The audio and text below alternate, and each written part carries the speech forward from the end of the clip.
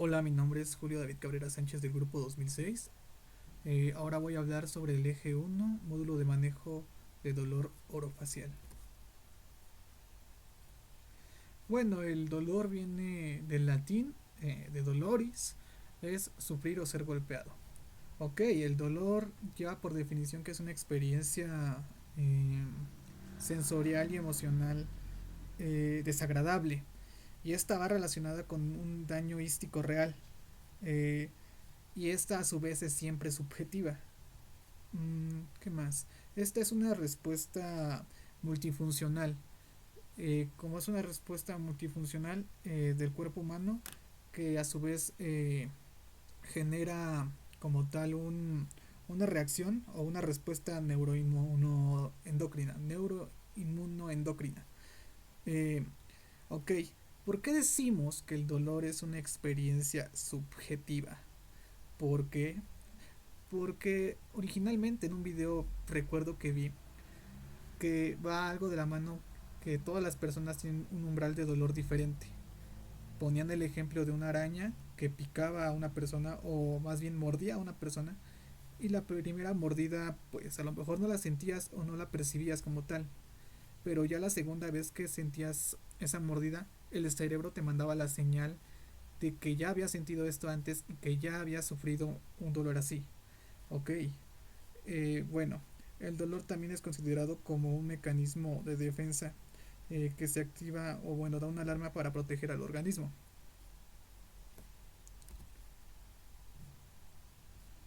La angología. La angología como tal tiene una definición muy práctica. Es la rama de la medicina que estudia el dolor. Es así de simple. Y bueno, los angólogos son los que tratan el dolor como tal. Ahí está el ejemplo de un angólogo, ¿no?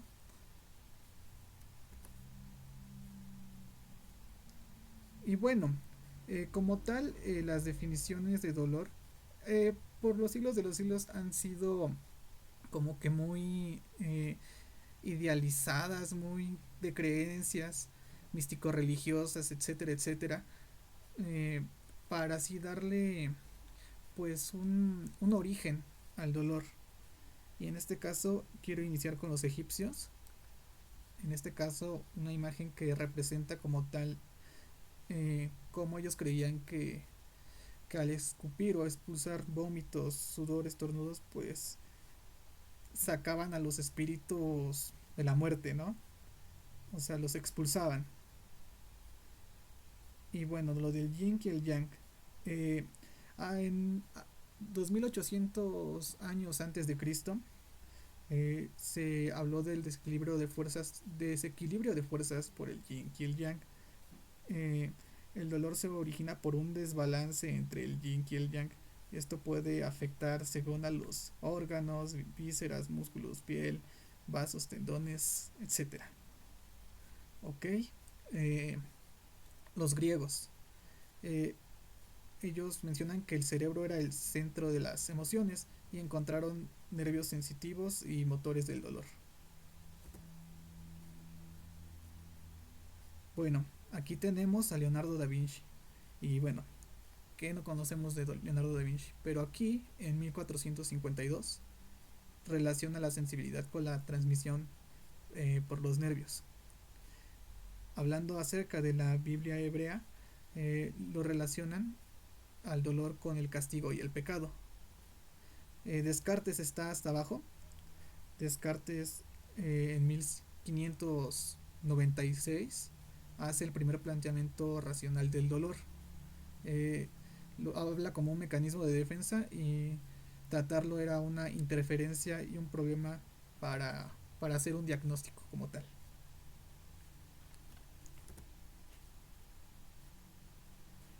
Bueno, hablemos de 1803 y se habla acerca de la morfina.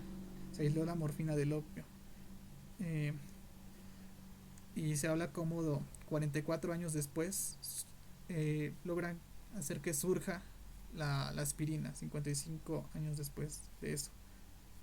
El siglo XX habla de cómo se descartó la existencia de un centro de dolor que no se provoca directamente en la corteza cerebral como tal. Bueno, 1932. Aquí vemos como tal una fibra nerviosa, pulso nervioso. eh, y como decimos que el dolor se relaciona con un impulso nervioso, es una causa de dolor. Se relaciona con el tamaño de las fibras nerviosas y el tipo de señales de dolor. Aquí tenemos a Bichat, algo así. Divide el sistema nervioso en procesos inocentes y voluntarios. En 1900 pues se intentan en este sentido que son las vías del dolor, se busca neutralizarlas por agentes neurotóxicos.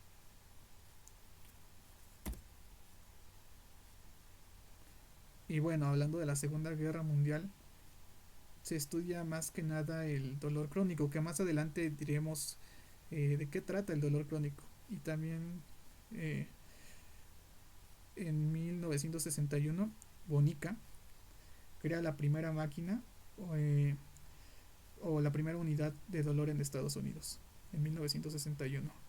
Este Mojica, bueno, Bonica crea la primera unidad de dolor del mundo en Tacoma General Hospital.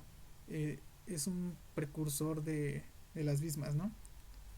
Y en 1965, que es el último año, Melzack desarrolla la teoría del control de puerta, destacando la complejidad del dolor influenciada por la tensión, la sugestión, las experiencias, la ansiedad. Ahora toca hablar sobre la clasificación temporal. Este está basado en la presencia y el tiempo del dolor. Por esta parte tenemos el dolor agudo. Aquí está el ejemplo de dolor agudo, que es algo que desencadena en la lesión de tejidos. El dolor agudo puede ser un efecto de varias circunstancias, causas, pueden ser postraumáticas, postquirúrgico, quemaduras, infecciosas. Un ejemplo puede ser eh, después de una operación de un bebé, puede ser después de la operación de una rodilla, de una clavícula, etcétera, etcétera. Es algo que va de la mano, un dolor que después de un proceso quirúrgico, después de una quemadura de segundo o tercer grado, o de algo que, o secuelas de algo infeccioso, ¿no? El dolor crónico, por otra parte, es un efecto patológico y que lleva, pues, una larga evolución con un inicio gradual y progresivo grave. El dolor incidental, por otra parte, lleva más de la mano con los incidentes.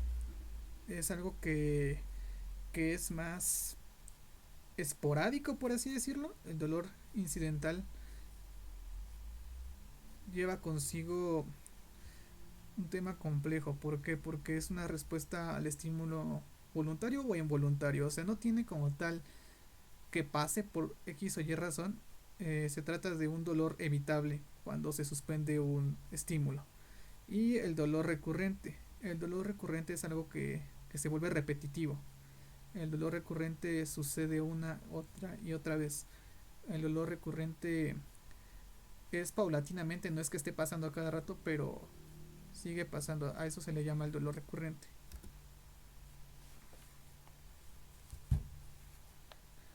Y bueno, el dolor somático. Como ya sabemos, el dolor somático va de la mano con la nocicepción. Eh, es aquel cuyo origen procede de un tejido de la estructura del cuerpo. Pero ¿qué tejidos son? Son como huesos, músculos, articulaciones, tendones, ligamentos, extremidades. Y por otra parte el visceral ya es algo súper interno, si se puede llamar de esa forma. El visceral proviene del corazón, de los grandes vasos, pulmones, vías respiratorias. Es algo interno, un dolor que viene desde adentro, se puede decir. El dolor neuropático, que es el tercero, que aquí viene también una imagen, eh, es un dolor que produce, que es, bueno, es un funcionamiento anormal, no común del sistema nervioso, donde se interpreta o los estímulos interpretan de manera errónea. es un dolor que es anormal. O sea que te puedes tener un dolor en el abdomen y te está dando en otros lados. Y el psicogénico, ok. El psicogénico, que es el último en esta parte de la nocicepción, es por otra parte algo más psiquiátrico, algo que es un dolor más mental. Cuando te puede doler la cabeza por algo atípico de que estés en una ruptura amorosa, algún problema psicológico con la escuela, puede ser. Y por último está el psicógeno. El psicógeno pues no se encuentran bases físicas con evidencia psicopatológica.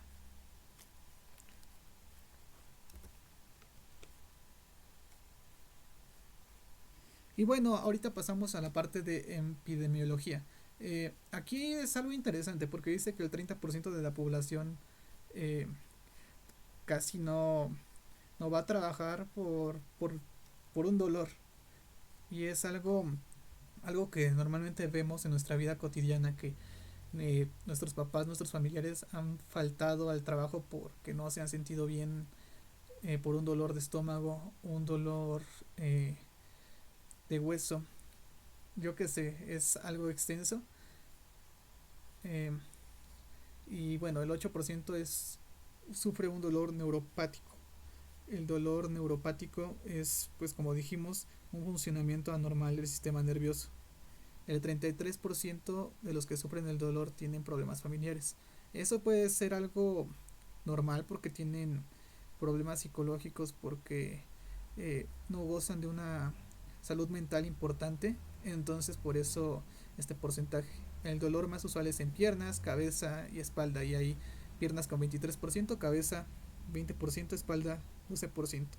Y yo creo que sí es normal, porque normalmente, y más yo creo que ahora, yo creo que ese porcentaje está un poquito erróneo en las piernas, ya que no hemos podido salir por esto de la pandemia. Yo creo que ya hasta aumentó eso. Pero bueno, la frecuencia del dolor aumenta con la edad al 42%. Y como ya sabemos, pues la vejez nos empieza a malobrar, ¿no? Ya las articulaciones comienzan a fallar y es evidente que con el paso del tiempo vamos a algunos reflejos, algunas situaciones que se nos hacían más fáciles, pues van a empezar a fallar. Y a los 65 años el dolor de huesos es pues el dolor en el 48% de los casos de los adultos mayores que, que sufren de dolor de huesos arriba de los 65 años. Es algo común, yo creo que todos hemos tenido un familiar mayor de 65 años que ha tenido un problema de estos, que, que han tenido que usar ya ungüentos para poder moverse mejor, para disipar el dolor, por así decirlo. Y bueno, entre el 60 al 80% de pacientes no están satisfechos con su tratamiento. Y es que como lo dijimos, un angólogo puede fallar. El dolor suele repetirse, suele ser constante ya para la tercera edad, por ejemplo. eh, Hay mucha negligencia muchas veces y yo creo que por eso tiene que ver, ¿no? Dolor crónico del 25 al 30 al 40%. Y bueno, ya sabemos lo que es el dolor crónico, ¿no? Un dolor con un proceso patológico de larga evolución es un porcentaje que esperaba que fuera un poquito más alto. A ver, depresión por dolor 29%. La depresión es algo que se debe tratar inmediatamente, porque yo creo que es mucho para algo que debería pasar desapercibido.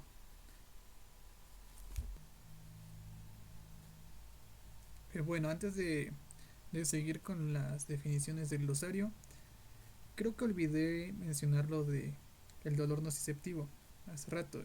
Un dolor nociceptivo es un tipo de dolor, pues, que implica estímulos nocivos por nociceptivos. Eh, este se lleva a través del sistema nervioso central, ¿no? Y por otra parte también olvidé mencionar cuál era el dolor referido, que es un dolor prolongado, eh, que no son localizados a punta de dedo, es difuso. cuyo origen pues no tiene una aparición misma sufrida. Y bueno, una vez dejando en claro esto, voy a iniciar con lo que es algia.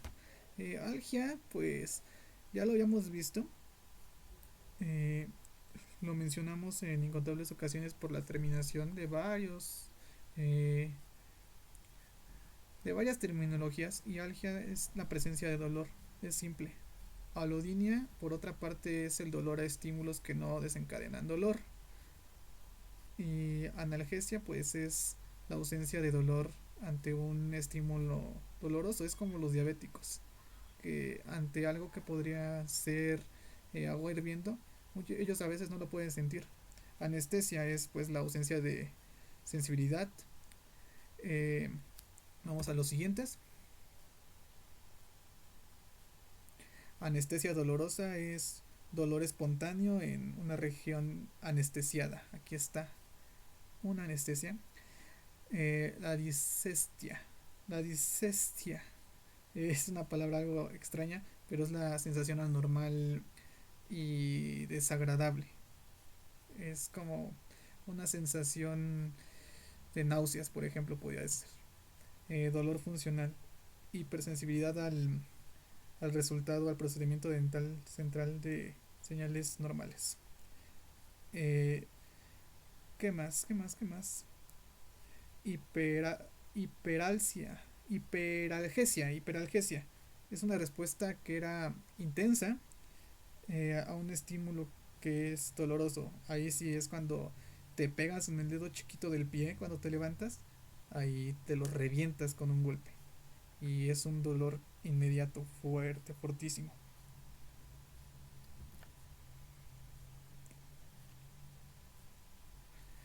Hiper, hiperestesia. Bueno, la hiperestesia es la sensibilidad aumentada a los estímulos. Eh, Te vuelves más sensible. Puede ser el ejemplo de la araña que te duele más, ¿no? Aquí está la primera imagen.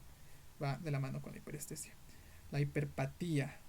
Ok, la hiperpatía es un síndrome doloroso por repetición del estímulo. La hipoalgesia. La hipoalgesia es eh, una, una disminución del sentido del tacto. Perdón, sentido del tacto creo que no era. La hipoalgesia era la disminución de la percepción del dolor. La parestesia, por otra parte, era la sensación anormal espontánea o provocada, se relaciona con un hormigueo. Por eso la mano con las hormigas en este caso. El hormigueo pues es el mejor ejemplo para esta palabra. Umbral de dolor, ok, es el nivel mínimo de intensidad del estímulo percibido como doloroso. Ahí vemos como un parámetro para el dolor: sin dolor, dolor leve, dolor moderado, dolor severo, dolor muy severo, dolor máximo dolor, ¿no? Como ya lo habíamos visto con el ejemplo también de la araña al principio de las diapositivas, que, que conforme ya estés acostumbrado a ese tipo de dolor, te vas a dar cuenta cuando un insecto te puede llegar a lastimar o a querer lastimar. Y por el último tenemos a hipoestesia. Es una disminución al sentido del tacto. Esto sí, era una palabra que me confundía con hipoalgesia, pero ya lo dejé en claro. Sí, es algo raro.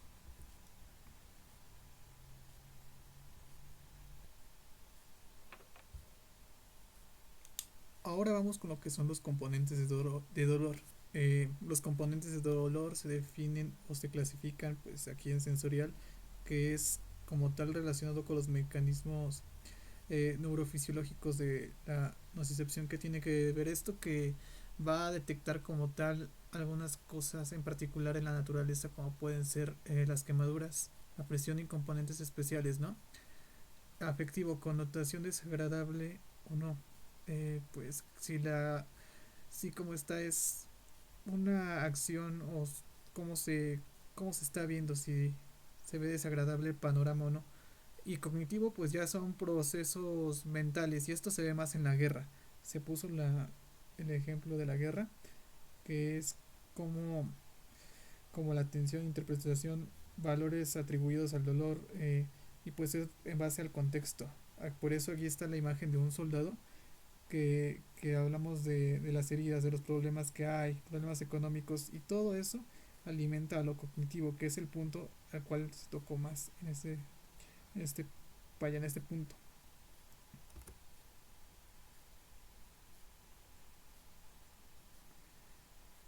Y bueno, las teorías del dolor. Las teorías del dolor como tal, hablamos de la de 1965 que ya anteriormente se había mencionado en la línea del tiempo o sucesos históricos. Y cuando hablamos de la teoría de 1965, estamos hablando de la teoría de compuerta, que afirma que los estímulos no dolorosos cierran las puertas al estímulo doloroso, evitando que la sensación sea dolorosa. Viaja al sistema nervioso central, por lo tanto la estimulación no nociva es capaz de eh, impedir el dolor o bueno, suprimir como tal el dolor. Aquí está la teoría de la compuerta. Y bueno, lo siguiente es pues la teoría de la especificidad, que es eh, bueno, se hace en 1894. Este dolor pues es generado por los receptores específicos que transportan hacia el cerebro la información del dolor. Si no mal recuerdo, era como si fueran unas cerdas o cuerdas que vibran y son estimuladas. Y por último está la teoría del patrón periférico, que considera que el dolor está provocado por un exceso de estimulación periférica. Esto produce un patrón de impulsos nerviosos que se interpreta a la vez como dolor. Estos patrones son espaciales y temporales nada más. Es la desaferentación y la desmielinización. O sea, vamos a ver que la desaferentación es como tal un proceso patológico donde hay una pérdida de aferencias al sistema nervioso central, lo cual pues implementa dicha actividad, o sea, lo vuelve hiperactivo de las neuronas de la asta dorsal. Hay en este caso descargas continuas e intensas sin la presencia del estímulo. Cuando hay pérdida de aferencias primarias se inicia un mecanismo para tratar de compensar las pérdidas que hay en este sitio. Esto pasa pues en un trauma, así eh, durante un trauma existe la desaferentación o puede ser en el herpes. Ok, la desmielinización es otro proceso que vamos a tocar ahorita. ¿Y en qué consiste la desmielinización? Consiste en la presencia de sitios anormales de activación espontánea a lo largo de una fibra nerviosa, lo cual es más usual en los parches de desmielinización y estos son frecuentes pues en la diabetes, eh, lo cual causa como tal algo llamado neuropatía diabética. Es un dolor que es tipo choque eléctrico también.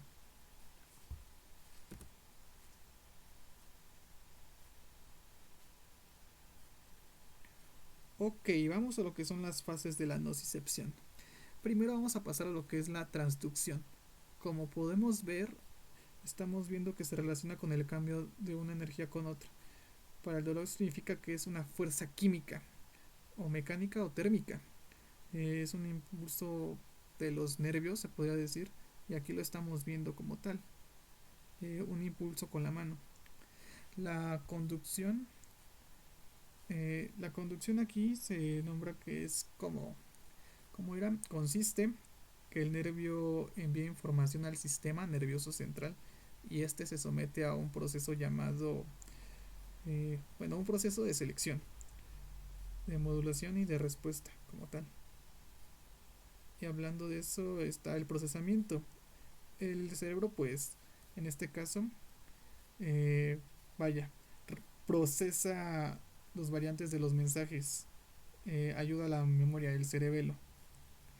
Y finalmente está la modulación. La modulación como tal ya sabemos que es para hablar. O sea, el sistema nervioso central puede mandar mensajes al sistema nervioso periférico, ¿no?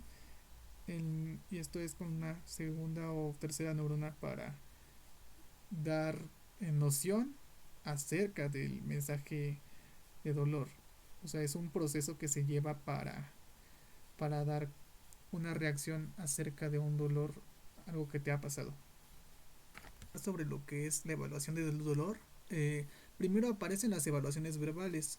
Esto es más que nada pues cómo se efectúa un diagnóstico, la historia clínica, siempre y cuando preguntándole pues su estado actual del paciente, ¿no? Ahí dice las características, cuánto tiempo ha durado, una escala numérica de cuánto le duele, qué tipo, ningún dolor leve, moderado, o sea, ahí está todos los datos que se recopilarán a lo largo de esto, ¿no? Que es el diagnóstico o la historia clínica.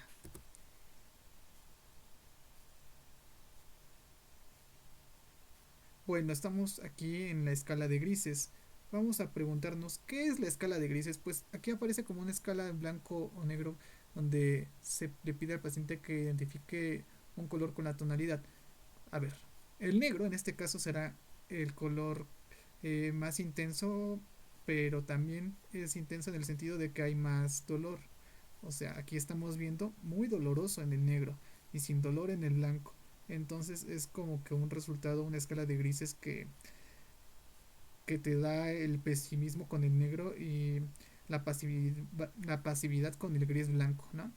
Y también está la escala de expresión facial que es orientado para niños, ¿ok? Es algo más simple, con pocos iconos, 6 5 a veces, y te da las expresiones. Es algo que la verdad nos gustaría que fuera así, es más rápido, más fluido.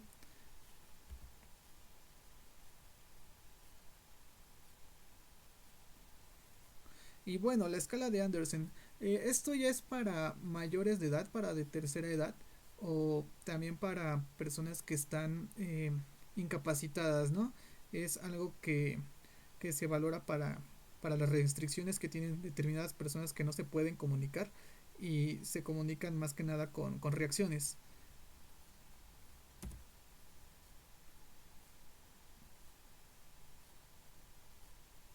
Y bueno, las escalas multidimensionales. Primero estamos hablando por Melzack y Casey, que establecen que el dolor está conformado por tres dimensiones. O sea, está la dimensión sensorial, que te habla del dolor lancinante, punzante y urente. Está la dimensión emocional, si no mal recuerdo, y la cognitiva.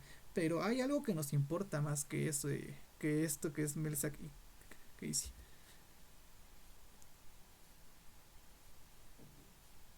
Y es como tal el cuestionario de dolor de McHugh.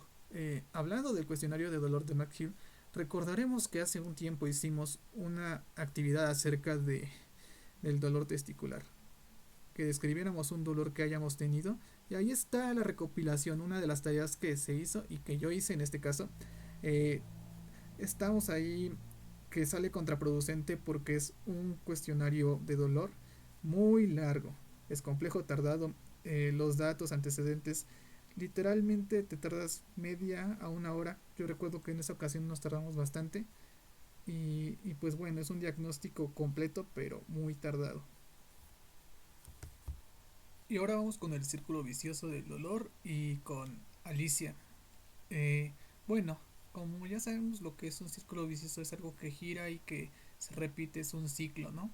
Aquí vemos pues cosas que suceden, que están detrás del dolor, eh, el cansancio, dolor crónico, la inactividad, el aislamiento social, la ansiedad, depresión y cómo se repite con la resistencia física.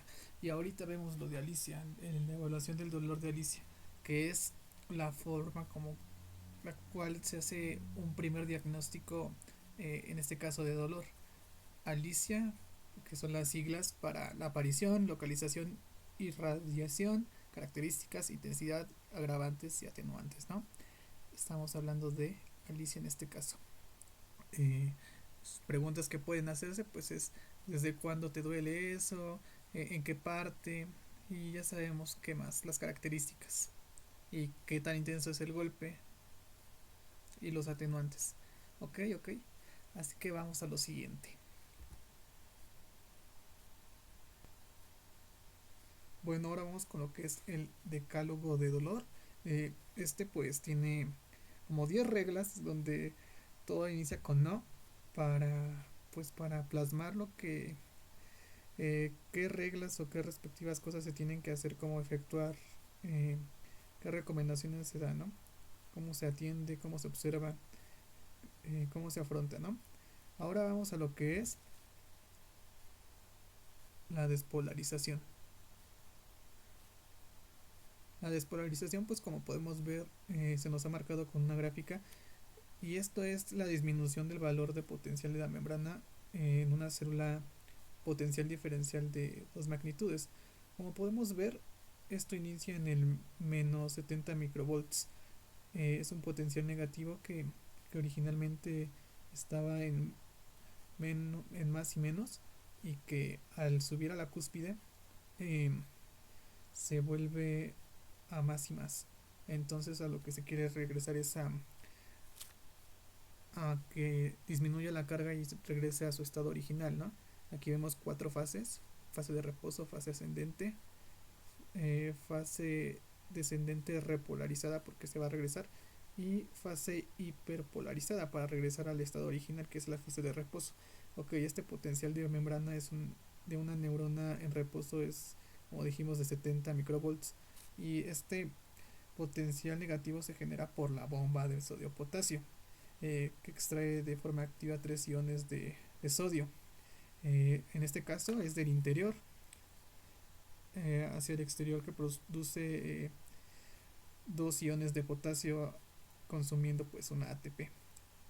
Aquí también intervienen pues canales de potasio que en este caso abren pues la fase 2 de repolarización.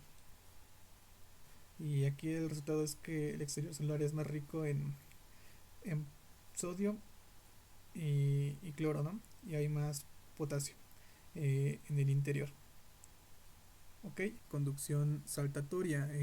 Bueno, en axones mielínicos, que hemos escuchado muchas veces ahorita, axones mielínicos, la conducción saltatoria es un proceso por el cual los potenciales de acción parecen saltar a lo largo de una acción, de un axón. eh, esto de una zona que no está aislada, y esto en los nodos de Rambier. Estos son los nodos de Rambier. Ok, en ese sistema incrementa la velocidad de conducción sin tener que aumentar el diámetro del axón. Por otra parte, la membrana está hecha de fosfolípidos, y es altamente hidrofóbico. Obviamente, hidrofóbico sabemos que tiene que ver que nos aporta el agua, ¿no? Y es sin carga. Esto impide que los iones cargados pues atraviesen los canales. Para el proceso de información en el sistema nervioso central, el cuerpo aquí utiliza aferencias sensitivas, que son primarias, eh, y somatosensoriales.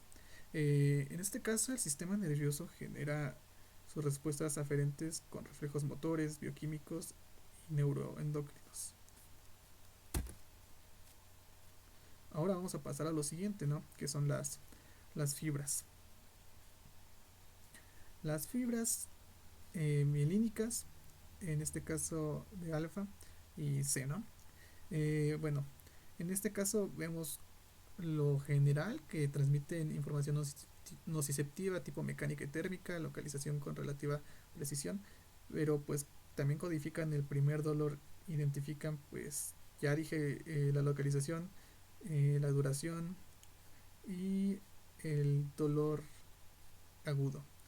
Ok, las amirínicas de las fibras C, pues más allá de lo que dice ahí, que es la conducción lenta, y los polimodales que se activan por varios estímulos, sensación de dolor mal localizado, pues también tiene otras cosas, ya que en este caso no es el primer dolor el que codifica, pero sí es el segundo. Es una transmisión más lenta y difusa como tal. Ahí dice lento, pero también es difusa. Esta sustancia P pues se descubrió en unos polvos que en inglés se llaman powder, y bueno, actúa como un neuromodulador o un neurotransmisor. Esta sustancia P se encuentra en el sistema nervioso central, y sistema nervioso periférico. Es abundante para las neuronas aferentes sensitivas primarias, que son no mielinizadas, si no me mal recuerdo. Eh, su receptor es Neuroquina 1 interviene en el dolor. Y, ¿Y qué más puedo decir de esto? Interviene en el dolor crónico. Se estimula también por el dolor agudo, es hipotenso y también estimula la proliferación de las células. Ok, bueno, aquí vemos pues un ejemplo de cómo es la sustancia P.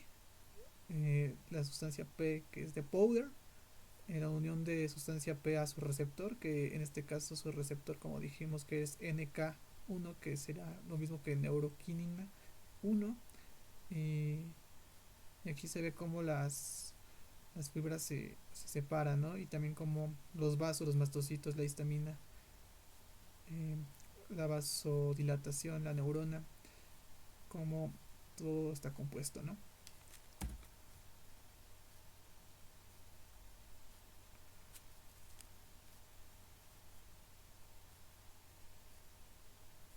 Bueno, GABA. GABA es en sí el ácido gamma aminobutírico. Este ácido gamma aminobutírico es un aminoácido pues no proteico y es el principal neurotransmisor inhibidor. Se sintetiza a partir de glutamato y vitamina B6. Ok, esto actúa como una sinapsis inhibidora, en este caso del cerebro. De hecho aquí dice membrana inhibidora. Ok, eh, su receptor pues en este caso está acoplado al canal de iones de cloro. Eh, Esto con carga negativa. Normalmente las neuronas producen y secretan pues GABA y estas se conocen con una unión del nombre que es GABAérgicas. Ok, ¿qué más? Al abrirse permite pues la entrada del cloro con una carga negativa y esto la hace la célula con una mayor carga negativa, ¿no? Y por ende es un poquito difícil de despejar. Aquí pues el diagrama, un diagrama simple que, que habla de lo que es GABA.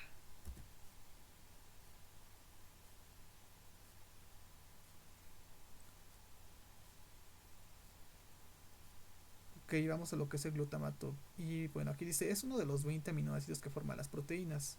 Ok, pero pues aquí en este caso es el principal neurotransmisor excitatorio. Pues aquí tiene receptores ionotrópicos, que son canales iónicos, y receptores metabotrópicos. Esto de 7 dominios de transmembrana. Aquí en este caso puedo decir que hay glutamatos en la lengua, si no mal recuerdo, lo que produce pues el sabor, este algo extraño que se llama umami, y por ello se ocupa pues en procesos de productos industrializados, ¿no? Acetilcolina, que es un neurotransmisor que se sintetiza a partir de la colina y acetilcolina, ¿no? Derivado de el metabolismo de la glucosa. Como podemos ver, hasta abajo viene de lo de dos familias, ¿no? Por una parte tenemos a los iotrópicos, que tienen subunidades alfa, beta y gamma. Son proteínas transmembranales como tal. Del otro lado tenemos a los metabotrópicos, que se unen a las proteínas G y estas se activan pues mascarina.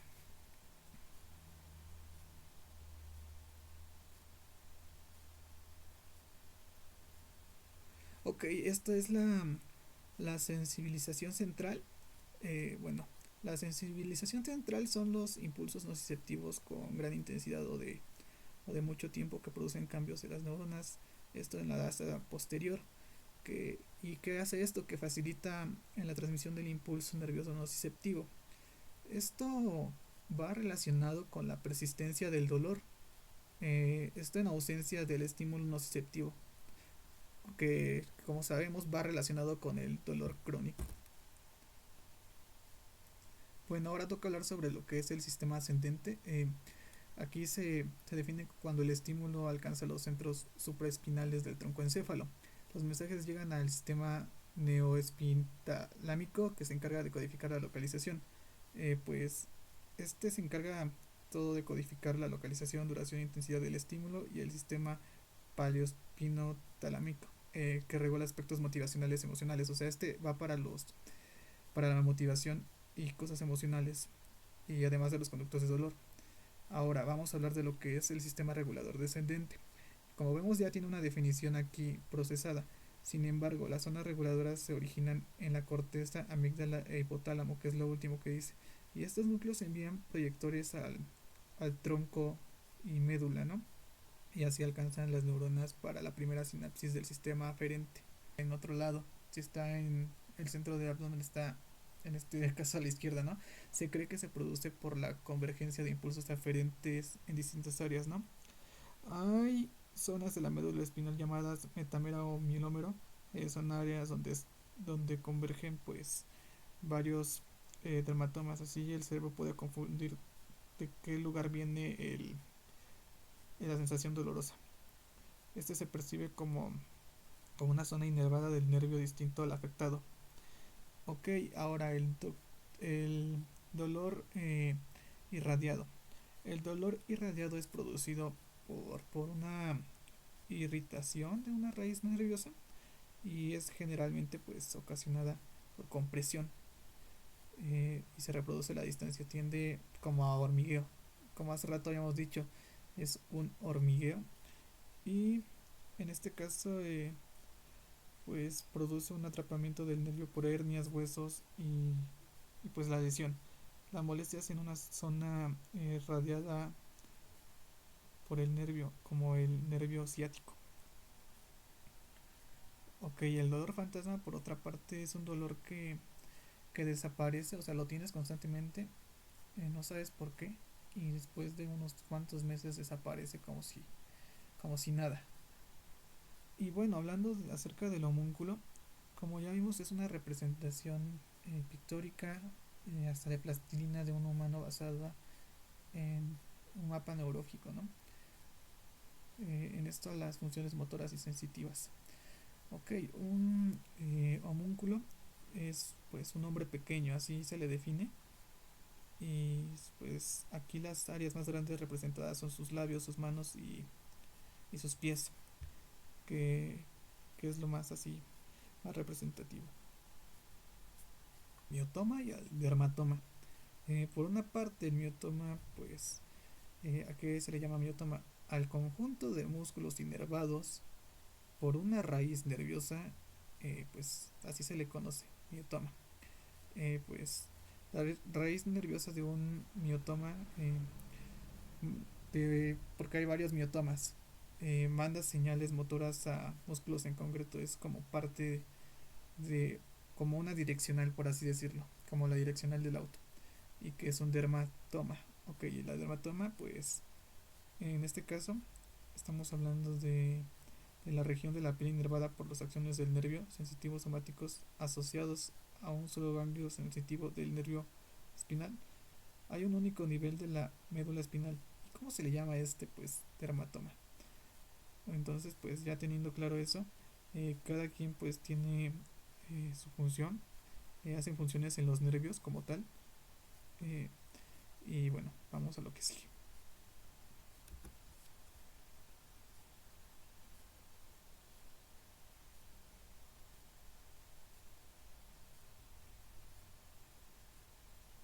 Bueno, estamos hablando aquí de los tipos de pulpitis. Ok, el dolor pulpar se incluye como dolor visceral, ya que se encuentra protegido por los tejidos, ¿no? Mineralizados. Su coloración nerviosa es parecida a la de las vísceras en sí. Entonces, pues hablando aquí vemos a tres tipos de pulpitis. Eh, Pulpitis reversible, pulpitis irreversible y pulpa necrótica. Ok, la pulpitis reversible es algo que aún se puede solucionar, que aún no está tan profundo el daño.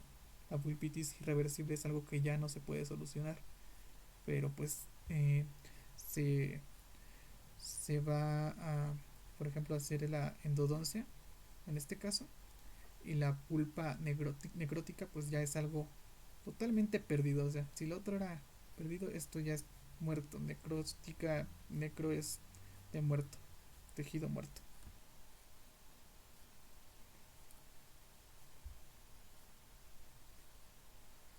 Ahora vamos con las teorías del dolor dental. En este caso empezamos con la teoría odontoblástica. Y pues en términos claros, la teoría odontoblástica pues postula o dice que las eh, prolongaciones odontoblásticas reciben y transfirieron los estímulos a las terminaciones nerviosas de la pulpa, pues, y no se accede ni se rechaza. Los odontoblastos son células con estos requerimientos que se clasifican ante instantes mismos. Y aquí está un dibujo, un odontoblasto entre los nervios, y aquí están los túbulos dentinarios. Es dentaria. La teoría de la inervación dentaria se basa en las terminaciones dentarias que alcanzan el límite amelodentario, siendo estímulos directamente.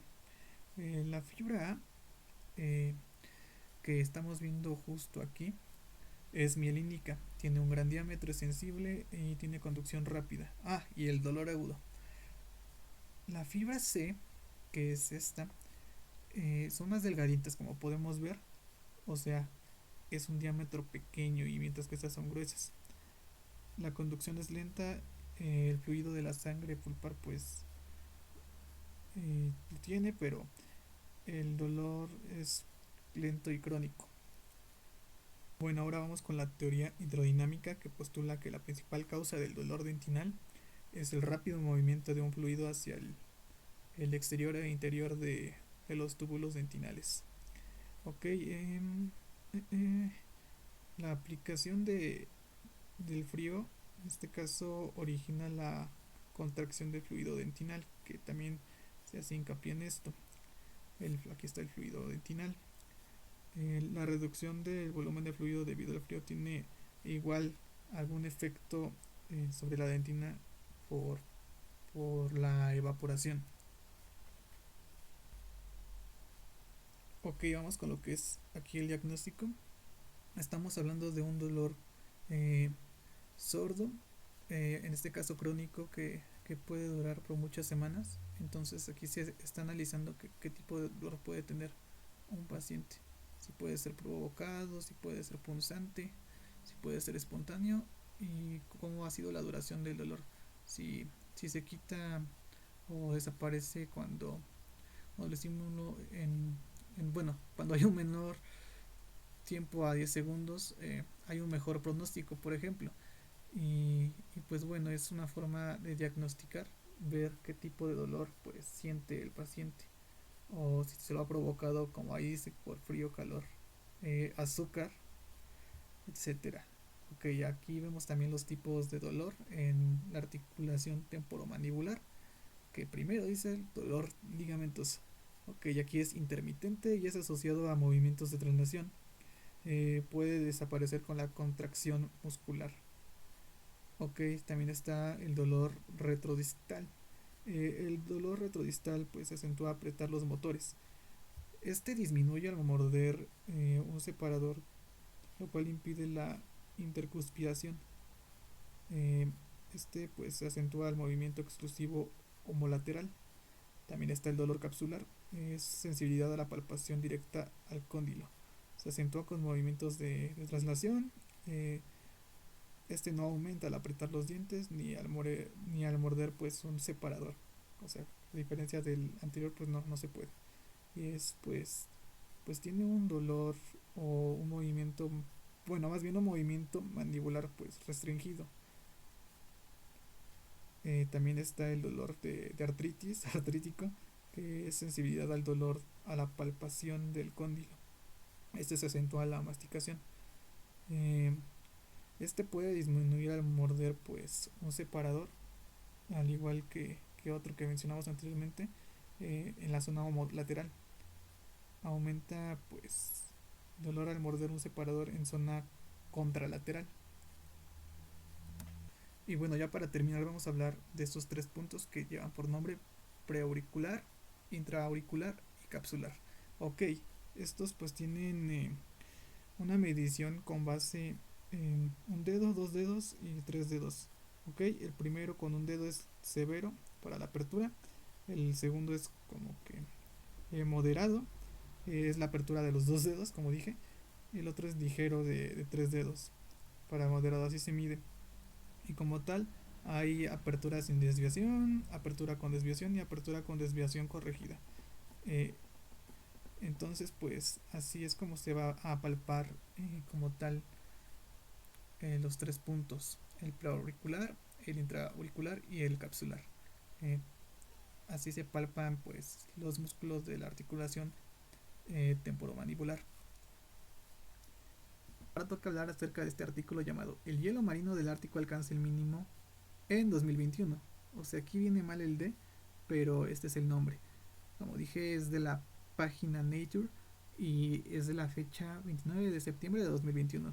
Y aquí estamos hablando acerca de un tema, o bueno, estoy hablando acerca de un tema que me llamó la atención más que nada porque ya lo había visto en otra página. Sin embargo, dije, bueno, esta es una página científica y debe de llevar como tal, pues, explicaciones científicas, ¿no? Primeramente, pues, este tema ha sido un encabezado muy común en septiembre, que habla acerca del declive de las poblaciones de animales en el Ártico, y en este caso de los osos. Pero en este caso estamos hablando más acerca de lo que mandó el Centro Nacional de Datos de Hielo y Nieve de Estados Unidos, que es acerca de que el hielo marino del Ártico se redujo a 4 millones de kilómetros cuadrados. ¿En qué fecha? El 16 de septiembre, sí, justamente en nuestras fechas patrias de todos los mexicanos, una fecha que ha sido vapuleada por este debacle, este, este tema que puede sonar cliché, monótono, cansino, si lo podemos nombrar así, pero es un tema que nos da dolor de cabeza, que es ah, la, el calentamiento global, ¿no? El calentamiento global es algo recurrente, que es pues ya sabemos por el efecto invernadero, ¿no? Eh, y estamos hablando acerca de la 12ª extensión más baja de hielo marino. Aquí como vemos es la 12ª más baja de la historia. ¿Y por qué mencionan este número, este tal número? Porque más adelante se va a hacer aquí la comparación con el otro año más bajo, que fue el 2012. Sin embargo, en ese año existía pues la razón de que hubo tormentas. Hubo tormentas y estas afectaron a que el bueno bajara el nivel de hielo. Aquí dice, la extensión mínima más registrada estableció en 2012 después de que una tormenta muy fuerte aceleró la pérdida de hielo. Y aquí estamos hablando de algo que va a ser recurrente. Como lo dice el científico y jefe de los osos polares, que aunque pueda haber mayores extensiones de hielo marino en los siguientes años, estamos hablando de algo que va a seguir aumentando. O sea, vamos a seguir aumentando o disminuyendo para porque esto va a seguir en un sube y baja. Y ya lo vimos con esta respectiva tabla. Estamos hablando de que esto va a seguir aumentando o bajando, pero nunca va a estar como bien. Estamos en un problema general, porque no solo va a ser un problema a nivel ártico, no va a ser solo en el clima templado, en el clima del norte y sur del planeta, sino que es un tema de calentamiento global que ha llegado a afectar en otros lugares. Ya sabemos que cada vez está peor el calor, cada vez está peor el frío y, y si no tomamos medidas necesarias, pues esto va a seguir yendo de mal en peor. Estamos hablando de un tema que es recurrente. La imagen de un oso polar en un bloque de hielo eh, derritiéndose es la imagen más común hoy en día para el Ártico, para el norte del planeta. Un animal que ya hoy en día está en peligro de extinción y que así a primera vista fue lo que me llamó la atención para abrir este artículo. Dije, bueno, estamos hablando aquí de la rama de la biología y me llama mucho la atención pues los animales. Entonces en este sentido quería ver cómo estaba en la situación actual, y cuando ves una noticia negativa como esta, realmente te pesa. Y yo creo que de a poco tenemos que valorar y dar nuestro granito de arena para que esto disminuya, para que el problema disminuya.